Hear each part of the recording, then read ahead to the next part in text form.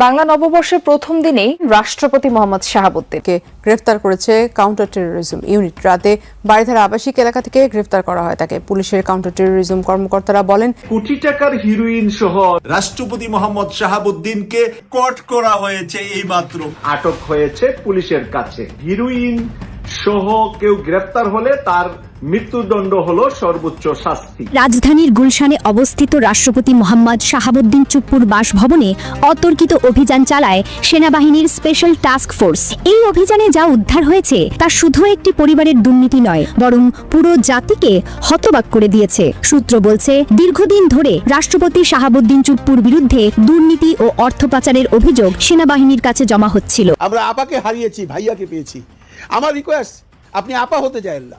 আপনাকে যেন কেউ না বলে যে আমরা আপাকে হারিয়ে ভাইয়াকে পেয়েছি। 2000 টাকা ভাতা দেয়া, তারপর আর কোনো খবর নাই, কৃষি অফিসার এসি রুমে বসে আরাম খাবে, এরকমের পরিস্থিতির তো কোনো প্রয়োজন হয়। মূলত রাষ্ট্রের ভিতটাই কাঁপিয়ে দিয়ে গেছেন। তারা কেন পদত্যাগ করেছেন সেটাও ভেরি ইন্টারেস্টিং। এটাও সরকারের জন্য খুব মারাত্মক একটা চপেটাঘাত, এবং সরকার যে জনগণের সাথে একটা তামাশায় লিপ্ত হয়েছে সেটাও প্রমাণ হয়ে গেছে। রাজনীতিতে নতুন সুখবর হচ্ছে, বিএনপি সরকার আর যা ইচ্ছে তা করতে পারবে না। অসাধারণ ব্যবস্থাপনা করছে জামাত এনসিপি। বিএনপির লাগাম টেনে ধরতে সক্ষম হচ্ছে জামাত এনসিপি। আসসালামু আলাইকুম। জানিয়ে দেব এই মাত্র হাতে থাকা সর্বশেষ গুরুত্বপূর্ণ সংবাদ। এত সময় শুনলেন সংবাদ শিরোনাম, এবার থাকছে বিস্তারিত। তার আগে ছোট্ট একটা রিকোয়েস্ট করতে চাই, যারা এই ধরনের নিউজ লাইভ দেখতে ভালোবাসেন, দেরি না করে এই চ্যানেলটি সাবস্ক্রাইব করে বেল আইকনটি অল করে দেবেন। তাহলে দেশের সকল আপডেট খবর, রাজনৈতিক খবরগুলো সবার আগে এক ভিডিওর মাধ্যমে আপনি প্রথমে দেখবেন। দর্শক, শুরুর অংশ শুনে কিন্তু বুঝতে পেরেছেন যে আজকে নিউজটা কোন দিকে ইঙ্গিত করতেছে। তাই আর বেশি বলা প্রয়োজন মনে করতেছি না। চলুন আমরা লাইক দিয়ে একের পর এক ধারাবাহিকভাবে আজকের সকল আলোচিত খবরগুলো শুনে আসি। সকল দল দেখলাম পয়লা বৈশাখের উৎসব পালন করেছে। এর মধ্যে বাংলাদেশে একটা বিশাল ঘটনা ঘটে গেছে, যেটা আপনারা অনেকে জানেন না। আপনারা তো গত 1-2 মাস যাবত দেখতে পাচ্ছেন বাংলাদেশে জ্বালানি সংকট, পেট্রোল নাই, অকটেন নাই, ডিজেল নাই। ভারত থেকে বারবার ডিজেল আনা হচ্ছে। গত 2 দিন পূর্বে মনে হয় 7000 মেট্রিক টন ডিজেল বাংলাদেশে পাইপলাইনের মাধ্যমে এসেছে। এখন এই মুহূর্তে বাংলাদেশে যে জ্বালানির সংকট, সেটা এই সরকার স্বীকার করতেছে না। সরকার বলতেছে তেল আছে, জ্বালানি আছে, কিন্তু পাম্পের মালিকরা বলতেছে জ্বালানি নাই, অকটেন নাই, পেট্রোল নাই, ডিজেল নাই। যদি তেল থাকতো, বাংলাদেশে তো একটা মাত্র তেল শোধনাগার আছে, এই শোধনাগারে তেল শোধন করা হয়। যদি তেল থাকতো, যদি জ্বালানি থাকতো, সেক্ষেত্রে শোধনাগার কি বন্ধ হতো? বাংলাদেশের একমাত্র তেল শোধনাগার আনুষ্ঠানিকভাবে বন্ধ করেছে তেল শোধনাগার কর্তৃপক্ষ। দেখবেন সংবাদ, আমার কথা না, কালের কণ্ঠ বলতেছে। অপরিশোধিত তেল সংকটের কারণে দেশের একমাত্র রাষ্ট্রায়ত্ত তেল শোধনাগার ইস্টার্ন রিফাইনারি পিএলসি লিমিটেড বন্ধ ঘোষণা করেছে কর্তৃপক্ষ। কি বুঝলেন? মানে শোধন করার মতো তেল বাংলাদেশে নাই, যেটা শোধন করা হবে। যদি শোধন করার মতো তেল বাংলাদেশে না থাকে, সেক্ষেত্রে কি শোধন করবে? অপরিশোধিত তেল তো বাংলাদেশে নাই। কি বুঝতে পারছেন? পহেলা বৈশাখ পালন করেন, কোনো সমস্যা নাই। আর এদিকে আমাদের ক্লাউন প্রধানমন্ত্রী টাঙ্গাইলে গিয়েছে কৃষক কার্ড উদ্বোধন করতে। কৃষক কার্ড, ফ্যামিলি কার্ড, জ্বালানি কার্ড, কত কার্ড। এইসব কার্ড দিয়ে কি হবে ভাই? এই যে কৃষক কার্ড দেওয়া হয়েছে না, এই কৃষক কার্ডের যারা আওতাভুক্ত হবে, তারা বছরে 2000 সামথিং টাকা পাবে। হাসবো?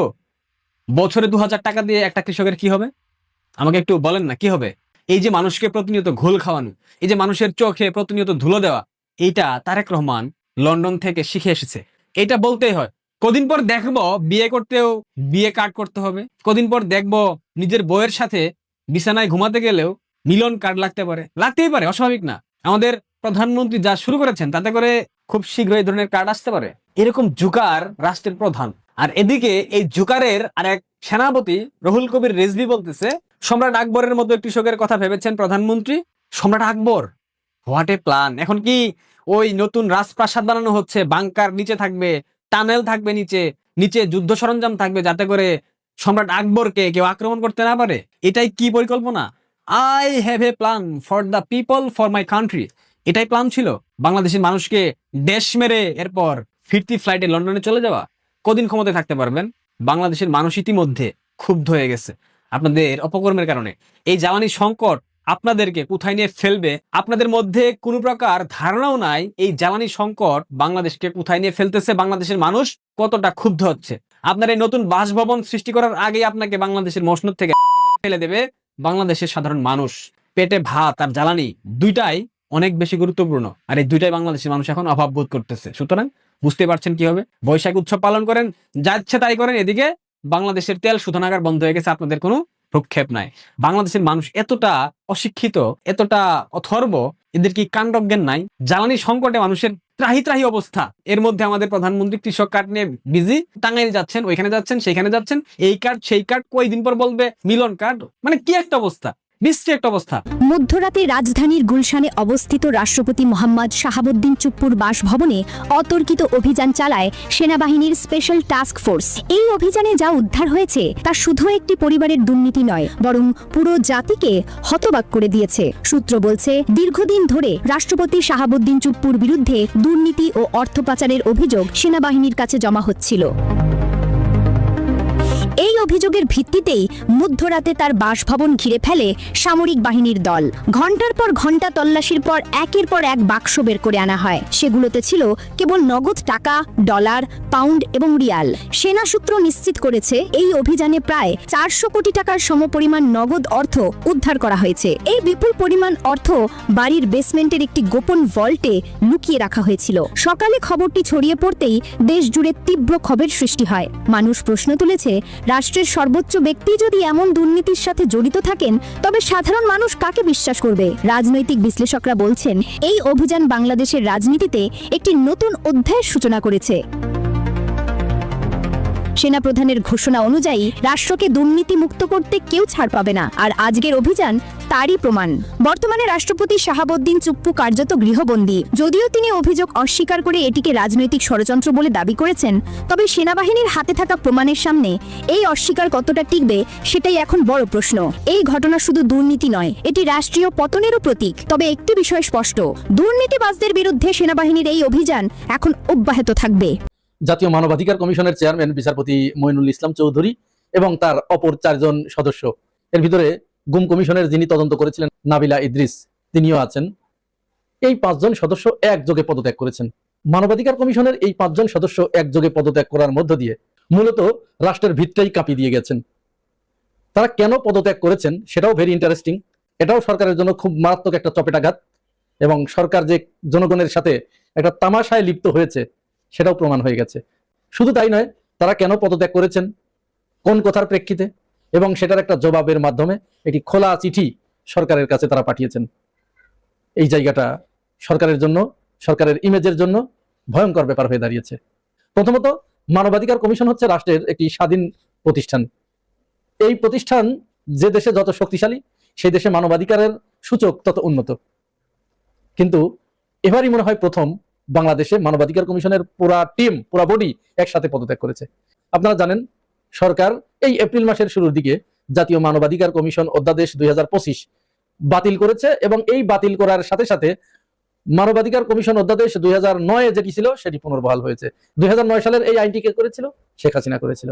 একটা রাষ্ট্রের ভিতরে, রাষ্ট্রের মহান সংসদে দাঁড়িয়ে যখন রাষ্ট্রের মন্ত্রীরা বা সরকারের গুরুত্বপূর্ণ ব্যক্তিরা মিথ্যা তথ্য, অসত্য তথ্য, অপতথ্য জনগণের কাছে দেয় এবং জনগণকে তারা বোকা বানানোর একটা প্রচেষ্টা চালায়, তখন এই জায়গায় এই কমিশনের থেকে কোনো কাজ নেই, কোনো দরকার নেই। এই কমিশনের থেকে লাভ কি? যেদিন এই মানবাধিকার কমিশন বিলুপ্তির উপরে আলোচনা হয়, সেদিন বিরোধী দলের প্রতিবাদের জবাবে আইনমন্ত্রী ব্যারিস্টার আসাদুজ্জামান তিনি সংসদে দাঁড়িয়ে বলেছিলেন যে আমরা এই মানবাধিকার কমিশন বাতিল করছি কারণ এখানে 10 বছরের সাজার ব্যবস্থা করা হয়েছে, এখানে যাবজ্জীবনের কোনো সাজার ব্যবস্থা নাই, এমনকি মৃত্যুদণ্ডেরও ব্যবস্থা নেই। আর আমরা যেটিতে ফিরে যাচ্ছি সেখানে যাবজ্জীবন কারাদণ্ডের ব্যবস্থা আছে এবং মৃত্যুদণ্ডেরও ব্যবস্থা আছে। মানবাধিকার কমিশনের এই সদস্যরা পদত্যাগ করে যে খোলা চিঠিটি লিখেছেন সেখানে তারা পরিষ্কার দেখিয়েছেন কত নাম্বার ধারায় তারা সেখানে মিথ্যাচার করেছেন। আসলে এই 2025 সালের যে মানবাধিকার কমিশন অধ্যাদেশ, এইখানে যাবজ্জীবন কারাদণ্ড এবং মৃত্যুদণ্ডের বিধান ছিল। মন্ত্রী এখানে মিথ্যাচার করেছেন, বরং তারা যেটিতে ফিরে গেছে 2009 সালেরটায়, সেখানে এইটা নাই। তাহলে কি বুঝলেন কেন এই সংসদে দাঁড়িয়ে এই জনগণের সাথে এরকম তামাশা করা? জনগণকে কি এরা এত বেকুব ভাবে, এত বোকা গাধা ভাবে? এরা সংসদের ভিতরে যাচ্ছে তাই বলে যাচ্ছে, যা খুশি তাই বলছে, নিজেদের ইচ্ছা মতো। সংবিধানে যেটা নাই সেটাকেও বলছে আছে, আইন যেটা নাই সেখানেও আছে, শুধু খুব জোরে ফোর্স ক্রিয়েট করে কিছু কথা বলছে, ভাবছে এটাই সত্য। চিল্লায় বললেই, অসত্য কথা চিল্লায় বললেই কি সেটা সত্য হয়ে যায়? আর দেশের জনগণ তো এত বোকা না, এত বেকুব না, তাদের এত বেকুব ঠাওরানোর তো কোনো প্রয়োজন নাই। সালাউদ্দিন আহমেদ তিনি সংসদে দাঁড়িয়ে পুরো বাংলাদেশের 18 কোটি মানুষকে তিনি অসম্মান করেছেন, অশ্রদ্ধা করেছেন। তিনি বলেছেন যারা এই 70% মানুষ গণভোটে ভোট দিয়েছে হ্যাঁ ভোট দিয়েছে, এরা না বুঝে, জনগণ না বুঝে ভোট দিয়েছে, তাহলে তো বলতে হয় জনগণ আপনাদেরকেও না বুঝে ভোট দিয়েছে। কারণ তারা যদি জানতো যে আপনারা ক্ষমতায় এসে এই কাজ করবেন, জুলাই যোদ্ধাদের সাথে, জুলাই গণঅভ্যুত্থানের সাথে এরকম গাদ্দারি করবেন, তাহলে তারা আপনাদের ভোট দিত না। কৃষকদের ভাগ্য উন্নয়নে কৃষি কার্ড নয়, লাগবে পর্যাপ্ত সার, তেল এবং নিয়মিত যেন আবাদ করতে পারে, কখন কোন ফসল আবাদ করবে সেই দিক নির্দেশনা। ওই 2000 টাকা ভাতা দেয়া, তারপর আর কোনো খবর নাই, কৃষি অফিসার এসি রুমে বসে আরাম খাবে, এরকমের পরিস্থিতির তো কোনো প্রয়োজন হয় না। কেন বলছি এ কথা? কারণ কৃষকদের দরকার সঠিক দিক নির্দেশনা, রাষ্ট্রীয় সহায়তা, একই সাথে যেন সঠিক সময়ে সঠিক ফসল উৎপাদন করে ন্যায্য মূল্যটা পায়, এই জিনিসটাকে নিশ্চিত করা। ওই 2000 টাকা ভাতা দিলাম আর হয়ে গেল, কৃষি কার্ড দিলাম আর কৃষকের ভাগ্য উন্নয়ন হয়ে গেল, এতই সহজ? এখন আপনাদেরকে কৃষি কার্ড দিচ্ছে, কৃষক কার্ড দিচ্ছে, ভবিষ্যতে ওই আমেরিকান ফসল বাংলাদেশে আমদানি করে বাংলাদেশের কৃষকদের ফসলের ন্যায্য মূল্য যেন না পায় সেই ব্যবস্থাই করা হচ্ছে। আর এইটার ভিতরে যেন বিএনপি পন্থীরা কেউ না পড়ে, এই জন্য বেছে বেছে বিএনপি পন্থীদেরকেই কিন্তু কৃষক কার্ড দেওয়া হচ্ছে। ফ্যামিলি কার্ড নিতে যে ধর্ষণের শিকার হয়েছে এরকম পরিস্থিতি বা এরকম ঘটনাও কিন্তু বাংলাদেশে ঘটেছে। তো বিষয়গুলো বুঝতে পারতেছেন তো, গেম কোন দিক দিয়ে ঘটতেছে? আপনি যদি আপনার ফসলের ন্যায্য মূল্য পরপর 2-3 সিজন না পান, অটোমেটিক্যালি আপনি ওই ফসল উৎপাদন করা বন্ধ করে দিবেন। আর সরকার বলবে আমরা তো কৃষকদেরকে ভাতা দিচ্ছি, আমরা তো কৃষকদেরকে সহযোগিতা করছি। আসলে ভাতা দিয়া কৃষকদেরকে 1-2 হাজার টাকা সহযোগিতা করে কৃষকদের ভাগ্য উন্নয়ন হবে না। এদিকে জ্বালানির অভাবে সার কারখানা বন্ধ, তাহলে কি সার না দিলে, ঠিকঠাক মতো ডিজেল না দিলে, ঠিকঠাক মতো বীজ না পাইলে কৃষকরা কি আবাদ করবে? এই সহজ জিনিসটা কি তারেক রহমান বুঝতেছে না? বুঝতেছে, কিন্তু ও তো এখানে জনগণের সেবা করতে আসে নাই, ও তো আসছে পশ্চিমা সাম্রাজ্যবাদী গোষ্ঠীর প্ল্যান বাস্তবায়ন করতে। এই জন্য তিনি বলেছিলেন উই হ্যাভ এ প্ল্যান। ঠিক একই কথা তারেক জিয়া সরকার গঠনের পর ডোনাল্ড ট্রাম্পও বলেছে আই হ্যাভ এ প্ল্যান। তার মানে বুঝতেছেন এখানে সমীকরণটা কোন জায়গায়? পশ্চিমা সমীকরণ বাংলাদেশে বাস্তবায়ন করার জন্য কৃষক কার্ড, ফ্যামিলি কার্ডের নাম করে শুধু মানুষের ভাতা দিয়ে নিজের দায় সারা ভাবটা বাস্তবায়ন করতেছে যে আমরা তো কৃষকদের সহযোগিতা করতেছি। আরে ভাই, কৃষকদের তোমার সহযোগিতা করতে হবে না, তুমি সঠিক সময় সার দাও, সঠিক সময় ডিজেল দাও, সঠিক সময় বীজ দাও, কৃষকরা উৎপাদন করে খাবে মিয়া, তোমার দেওয়া লাগবে না। কৃষকরা উৎপাদন করতে জানে, কৃষকরা সরাসরি মাঠে গিয়ে রোদে পুড়ে আবাদ করতে জানে। ব্যাপারটা বোঝা গেল? ওই কৃষক কার্ড আর কৃষি কার্ড দিয়ে কখনো সাধারণ মানুষের কিংবা সাধারণ কৃষকের ভাগ্য উন্নয়ন হয় না। যদি সত্যি কৃষকদের ভাগ্য উন্নয়ন করতে চাও, চাষিদের সঠিক ফসলের সঠিক মূল্য সঠিক সময় তাদের হাতে যেন পৌঁছায়, সেই ব্যবস্থা করো। প্রিয় দেশবাসী, আপনারা যে যেখান থেকে ভিডিওটি শুরু থেকে শেষ নামাতে দেখেছেন, আপনাদের সকলকে অসংখ্য ধন্যবাদ জানাই। যদি ভিডিওটি ভালো লেগে থাকে অবশ্যই শেয়ার করবেন, আর যদি কোনো মন্তব্য থাকে তাহলে কমেন্টে জানিয়ে যেতে ভুলবেন না। আপনারা সবার আগে খবরগুলো দেখার জন্য অবশ্যই এই চ্যানেলটি সাবস্ক্রাইব করে বেল আইকনটি অল করে দেবেন, তাহলে দেশের সকল আপডেট খবর, রাজনৈতিক খবরগুলো সবার আগে এক ভিডিওর মাধ্যমে আপনি কিন্তু প্রথমে দেখতে পারবেন। দর্শক, আশা করা যায় আপনারা হয়তো বা ভিডিওটি শেষ নামাতে দেখেছেন। আজকের মতো বিদায় নিচ্ছি, দেখা হবে পরবর্তী কোনো আপডেট খবর অথবা নিউজ নিয়ে। আসসালামু আলাইকুম।